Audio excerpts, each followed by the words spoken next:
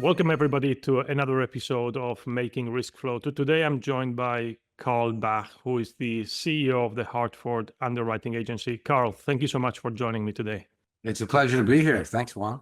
Let's kick it off. I mean, it would be fantastic if you gave us a quick overview on your role, your background, and then we'll take it from there. Yeah, no, brilliant. So I run the Hartford's Lloyd Syndicate 1221, and also oversee the international business as it stands today, which, to be honest, Juan, is 95% of it is written through our Lloyd's business. It's about a $550 million for the Hartford, but growing. And certainly we have aspirations to continue to expand. I've been in London now for 25 years plus. I can't shake the accent, so apologies, but I certainly call it home now. And for me, it's just been a phenomenal journey to ultimately get to the Hartford. I came here in 2001.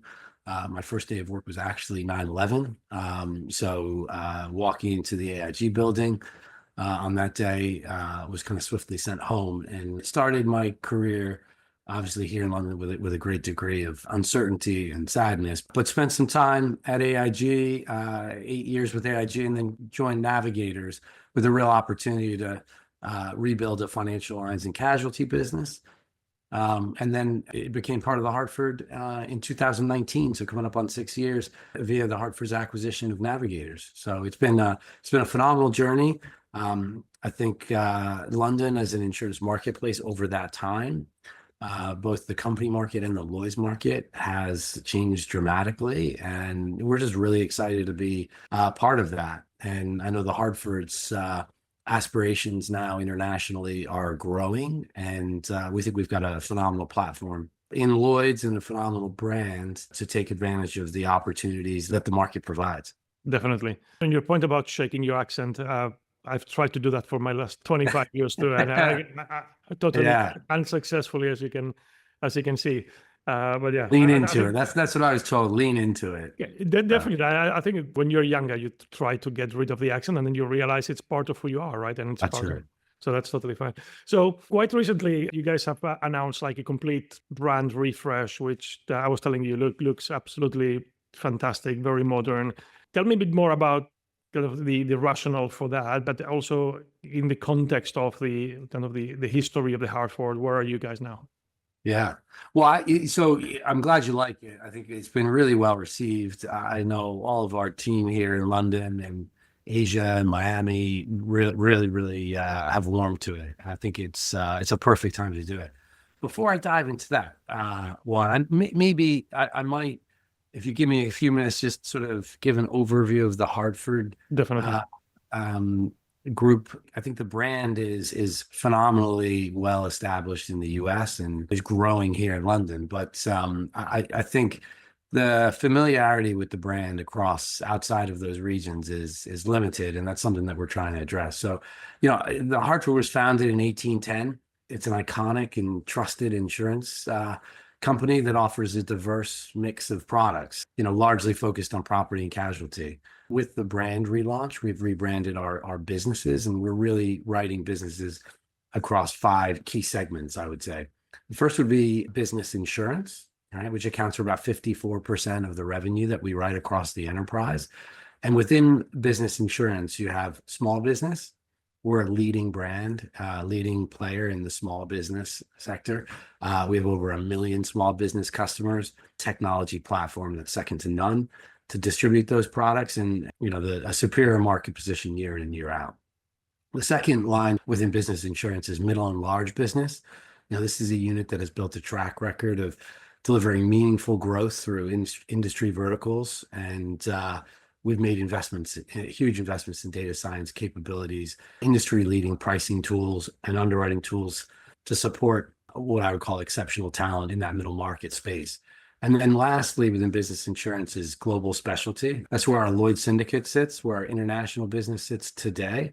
And global specialty, includes a variety of specialty lines coverages such as bond, financial lines, marine and energy, casualty, political violence, and terrorism. So, that, and we represent about $3.5 billion of business insurance. So those are the 3 components of business insurance. And then of the 5, I'd say there's two others, right? So we write employee benefits only in the States. We serve over 20 million individuals throughout the United States across a multiple product lines. And then lastly, personal insurance, where the Hartford is an exclusive provider of AARP, home, and auto insurance for more than 3 decades, something that we're very, very proud of. And we specialize in customers there of 50 years and older. So that just gives you a little bit of perspective on the group. I mean, with that history, we take great pride in that. We insured Abraham Lincoln's home in Illinois. We provided personal accident insurance for Babe Ruth, one of the most famous baseball players in history. And we insured iconic sites in the U.S., such as the Hoover Dam and the Golden Gate Bridge. So a huge, huge history and brand awareness in the U.S. Building internationally, one of my main objectives is to do that not only in London, but also beyond. And with that, I think the timing of the brand refresh couldn't be better. The Hartford now is embracing the ambitious growth and innovation strategy centered on our customers and their changing needs, right? So our brand, we feel, must evolve with the times and must evolve with the businesses that we serve. So this has been a hugely valuable opportunity for us to create lasting impressions and deepen the relationships we have with our customers and employees and start to talk about this brand, this iconic brand throughout the world. So on February 6th, we actually unveiled it in a really, really cool way. Well, and I think Chris Swift and the rest of his executive leadership team rung the closing bell at the New York Stock Exchange and launched the brand. And then we did it subsequently through a campaign around the world. So, I think the refreshed brand identity features a bold contemporary look and kind of bringing our iconic stag into the modern times, but also honoring that rich history that we have within the Hartford. I think it really just celebrates the Hartford strength, which has been built on centuries of trust from the business, our employees, and the customers we serve. So we're super excited about it. We updated some of our colors, right? Again, generally they were sort of blue, tones of blue, but we updated the typography to create a sort of a vibrant new look. And, core colors now are black for stability, claret for our heritage, and fuchsia really for the modernity of what we're trying to do. So I think it's been a great opportunity. Ultimately, Juan, our employees exemplify our brand. So it's not just been about the logo and the brand refresh, despite the excitement that's generated. For us, behaviors are extremely important. And so we refreshed everything from our company behaviors, in terms of how we live into the brand. We've refreshed our vision, our values, our leader profiles, which really, act as a guide and setting expectations about what we expect from our leaders across the business. So it's been more than just the brand; it's been more of the behaviors. And what we've done is, again, much like the brand, the logo, it's not been major tweaks, but I think they've been enough to, I think, reset the expectations of our teams, right? So, our new behaviors, I would say, I'd call out, I think, really sort of create that sense of our time is now, right? Mm-hmm. So I think the new behaviors are customer first, right? So prioritizing our customers in everything we do is extremely important for us. Solve it with innovation, own it with pace, and live it as one Hartford, right? So own it with pace, solve it with innovation is just an expansion of our older behaviors, which were own it and solve it, right? But I think really adding the with pace and with innovation really underlines where we're going with, investing and building underwriting tools, experimenting with technology here in London, et cetera. And then live it as one Hartford really, for me, is something that we've embraced because, working collaboratively as a group is something that's, again, part of our DNA, and it's so important for us. And I really view, us being part of the Hartford Syndicate 1221, being part of the Hartford is a competitive advantage for us. So, making sure that we're connecting across the enterprise and leveraging the strengths, leveraging the product breadth, and we're doing things that I think smaller syndicates, and I'd class us as a small syndicate, right? We're less than 1% of the Lloyd's market, $550 million, Juan, but we get such a lift from being part of the Hartford. And, we're able to access, data and science capabilities. We're able to access the power of the distribution and relationships the group has. We're able to access an office of sustainability that helps us drive our own ESG strategies. So it's really been a great 6 years as being part of the Hartford. If I can kind of close the loop on that. Rebrand. Just quick anecdote or quick point to make. But we were looking at the evolution of your logo from, I mean, over the last 100 years, and it's outstanding how the stag has been. I mean, it was originally hand drawn. I think you mentioned, right? Yeah. Over 100 years ago. Really, and it's absolutely. It's how you've kept that reference in the logo. Even it's obviously nowadays it looks like a very modern logo, but it still keeps the heritage of where you came. Absolutely. So important for us, right? Our rich, deep history is something that we're incredibly proud of, right? So I think the team that put it all together, from the logo, from the behaviors, from our refreshed vision and values, I think it's just come together, at such an opportune time for us. And is there, so behind that, the refresh values, is there also a change in the level of ambition? We're excited. There definitely is. I think over the past few years, we've been able to capitalize on the strength of the Hartford, as I mentioned, but really as an organization, as well as the businesses that I lead, we've pivoted to being a growth-oriented an innovative company. We've got an investing mindset, a build mindset, and the brand is just coming along with us. I think our aspirations globally, you can feel it, are really to continue to expand our market share in Lloyd's.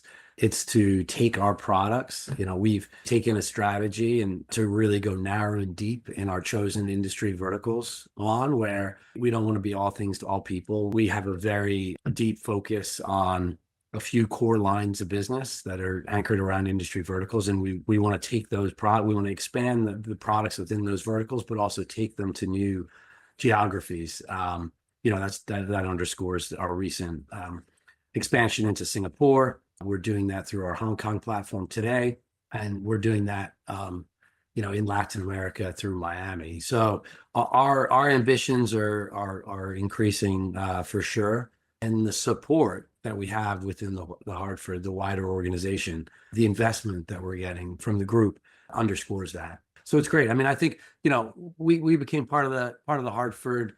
Navigators did in 2019, and you'll recall the state of the market in May 2019 when the acquisition closed. We were heavily focused on remediation across some of our lines of business, not unlike the rest of our competitors in Lloyd's. And we also had to integrate, right? We had to integrate with the Hartford.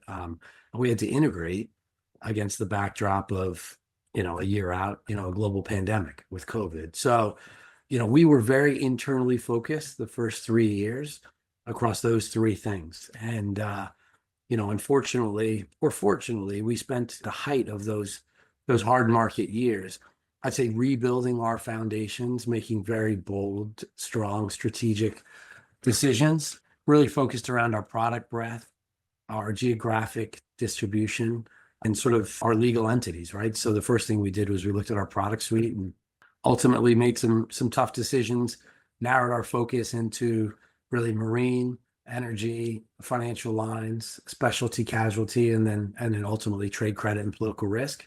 So really wanted to be focused on hiring deep technical specialist underwriters and giving them the tools, giving them everything they need to sort of provide and serve our customers in those segments. We looked at our geographic footprint, and I think you alluded to it earlier, Juan. I think there's so much runway in our backyard. Here in London, and we had offices throughout Europe. We had far too many distribution points than we needed to, and we weren't as focused on London as we should be. So we narrowed our geographic footprint. And then we also looked at we conducted a legal entity rationalization and ultimately came up with the 2 underwriting legal entities as opposed to the 4 that we started with as part of the Hartford. And the primary one today is our Lloyd Syndicate 1221, but we also have a branch of an insurance company in the US that writes about $50 million of business with reinsurance and marine and energy.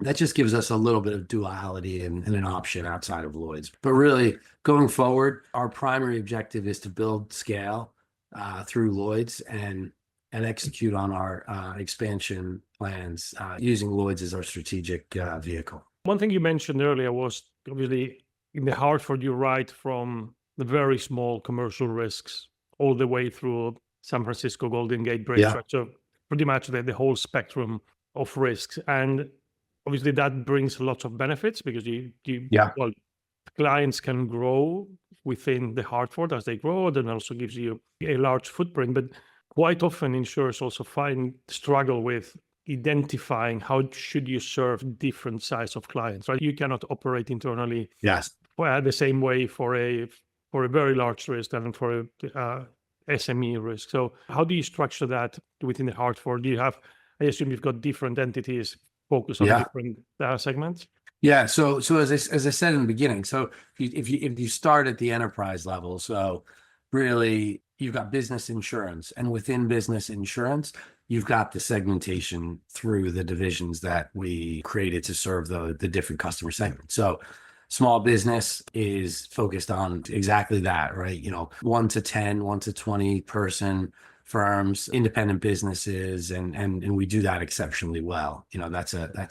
We're a number one. We have a superior market position in that space, and we've implemented a technology platform that we've rolled out to brokers and agents across the U.S. that enables really just an unbelievable experience for our customers. So to your point, a very different model to then what we have within global specialty, which is focused primarily on large, complex risks, risk managed accounts. And that's really what we do mostly here at Lloyd's, Juan. So we have within our book of business, almost 85% is middle to large companies. We're meeting with risk managers. We're selling generally multiple products to several of our clients in the sense that we know them, but we know them on a very different level than, say, our small commercial business does, our small business. So if I look to the future, I think that's what also excites me. That's what also excites, I think, the leadership throughout the Hartford is that, so to said another way, today we're really bringing a small fraction of what the Hartford's core capabilities, experience, and value proposition is to the international markets, right? We're largely focused on that large segment.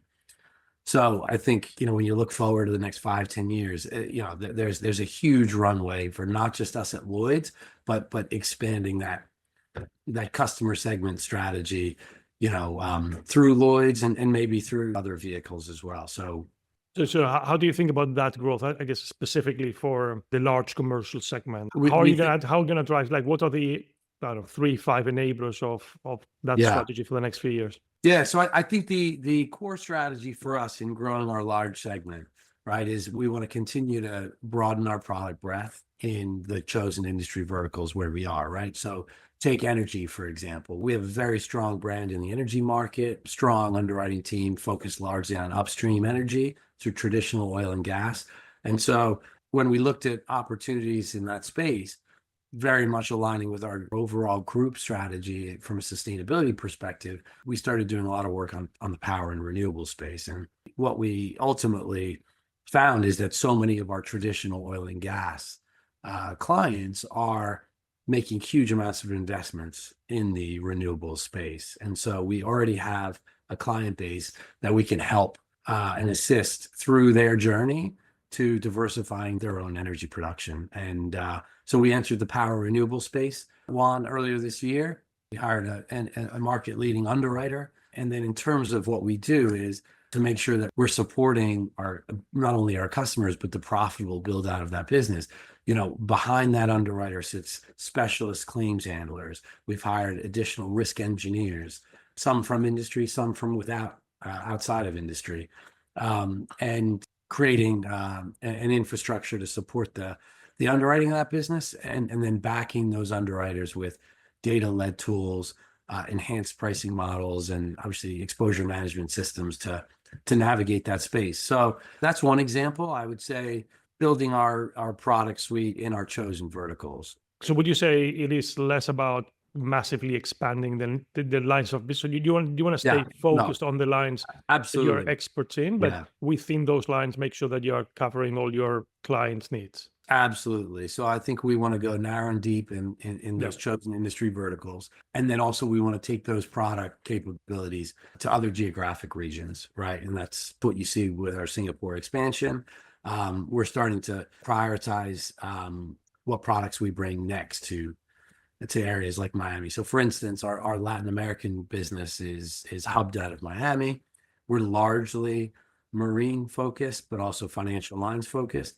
And so we're looking at how do we bring more of our capabilities, whether it be through casualty, whether it be through political violence and terrorism, whether it be through trade credit, political risk, whatever it might be. And then we're looking at mapping that across the globe to see where we go to next. But I think in the short to medium term, again, we want to make sure that we're growing our core lines of business, right? We're expanding our market share, and we're getting great support through our broker relationships. We want to continue to just expand our appetite from a risk perspective. That might be, just sort of broadening coverage. That might be, for example, in the cargo space, looking at new areas, new types of cargo and products in that space, and then adding those new capabilities. I think we, I wouldn't expect us to, try to, run it, expanding outside of those core lines of business. I think what I would say, Juan, is we are generally pretty heavily casualty focused. So, I think building out our property capabilities is something that's on our to-do list.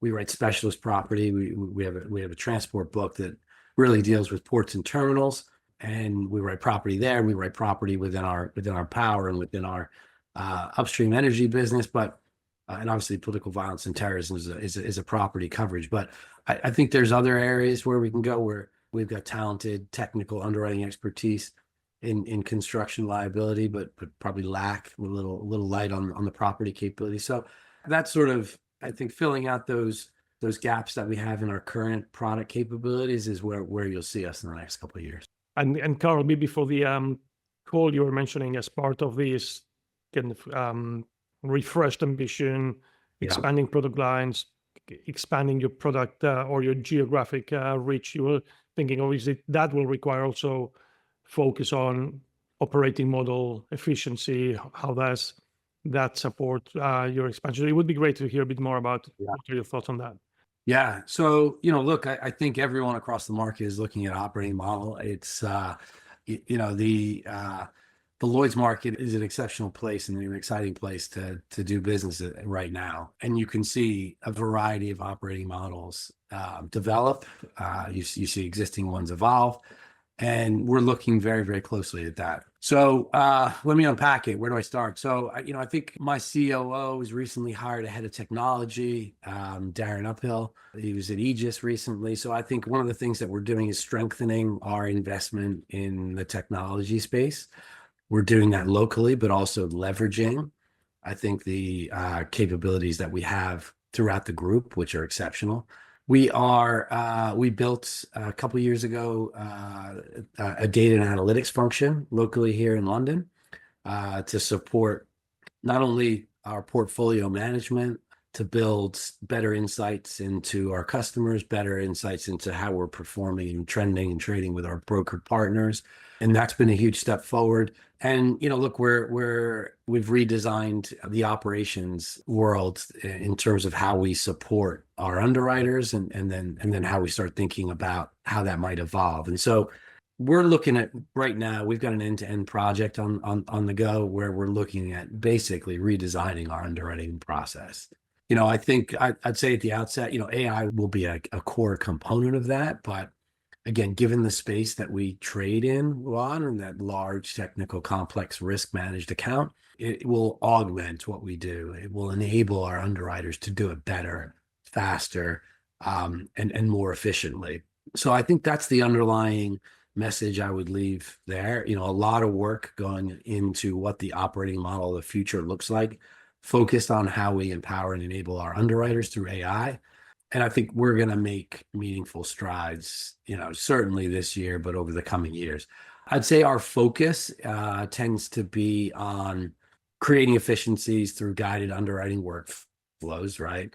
Streamlining underwriting documentation, and then, basically trying to use IDP, intelligent document processing, to get us to a stage where we're taking manual tasks off underwriting operations folks. PVT is the perfect example. And that's really been, that's our first use case, where we've delivered IDP actually this quarter to the team, where it's taking schedule of values that are generally input and transforming the underwriting process by solving, what is a major manual pain point within that, solving it through AI. So, I think focus on streamlining, creating a more efficient underwriting process.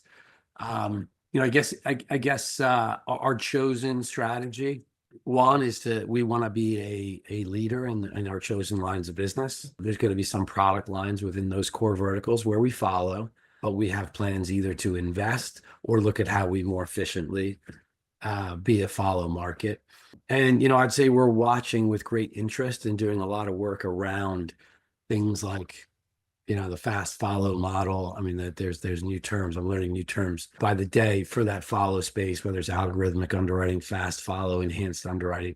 I think it's going to have to be a core component of how we trade going forward. But so we're investing a lot in that space. And I think being part of the Hartford, we're not unique in the market, Juan, in terms of being part of a U.S. parent.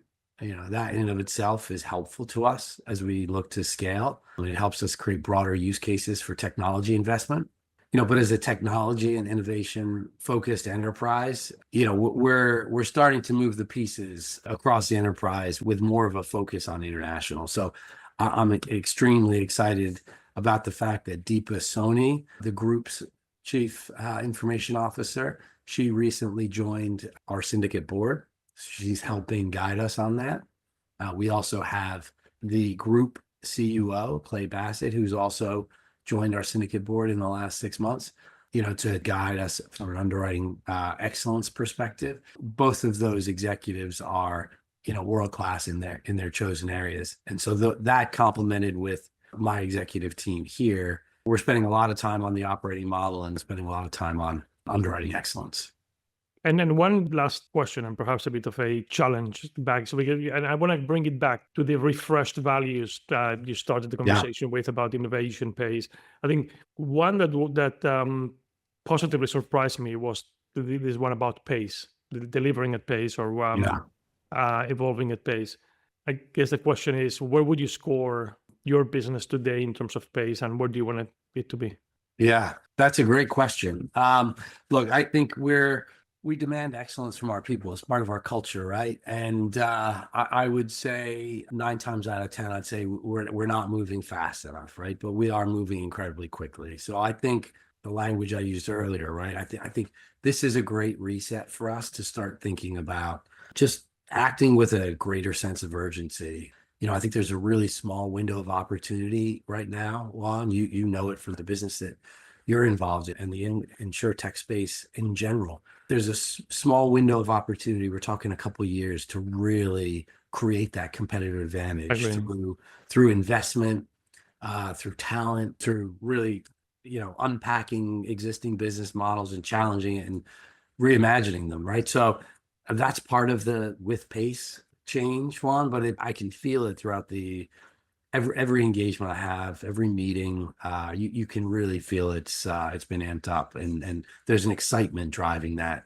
And I think we're really well placed for it. It's it's really something that we spend a lot of time as a leadership team thinking about, and how do we move faster. We're going to need some partnerships externally to help us with that. We're going to use and leverage the wider enterprise. I think we're doing that better each day. And we're going to go to market and hire, best in class talent. And, I think we've done that in many areas. When I speak to our employees, again, we're still just over 200 employees in London, right? So we're small enough to still be nimble. And, I think if I look back 5 years ago, there's functions that didn't exist, right? Whether it be distribution, data analytics, we started as part of the navigators coming into the Hartford. We had a team of 4 full-time actuaries. We've now got 12. We're focused on creating data science underwriting tools to help implement and embed segmentation and better risk decisions across all of our lines of business. We've just evolved so much as a business, and it's going to continue to evolve at an unbelievable pace. So I think we're just trying to prepare the workforce. We're trying to make sure that we're doing everything we can to use this, these coming years to create that competitive advantage. And I think, we've got a great culture. We talked about competitive advantages a little bit ago, but, I like to always say our culture is definitely one of those competitive advantages. It's defined by inclusion and collaboration, and we really do live that each day. So, it's a really exciting time to be in the London market. It's a really, really exciting time to be part of the Hartford on so many aspects, and it's great to see. It's great to see the market start to take note of our value proposition, of our people, of our brand. We recently had the pleasure of engaging with Grace Church in their presentation to us of our underwriting and claims service quality award. I think we're one of a few carriers in the market that received both the claims and the underwriting piece. And, it's really great to see that recognition coming through. And that's thanks to really all of our employees here internationally and beyond. So this has been fantastic. Carl, I'm going to wrap it up with a takeaway, which is very, I think it's very inspiring, which I think you, at some point you mentioned there's like a window of a year or two, kind of you either evolve, expand, adapt, or it will be tougher. I think with the mix throughout the episode, I think you've talked about the mix of your level of ambition, the clarity of the vision around expanding product lines geographically, evolution of the operating model. And I think that combined with the value around delivering at pace or evolving at pace and the sense of urgency. I think that combination of ambition, clarity of vision, and pace is exactly what you need to kind of capture the opportunity in this window in the next couple of years. So, Carl, it's been absolutely fantastic having you in the podcast. Really inspiring. Thank you so much for joining me. Thank you, Juan. Really appreciate it. I've really enjoyed it as well. Thank you, Carl. Thank you.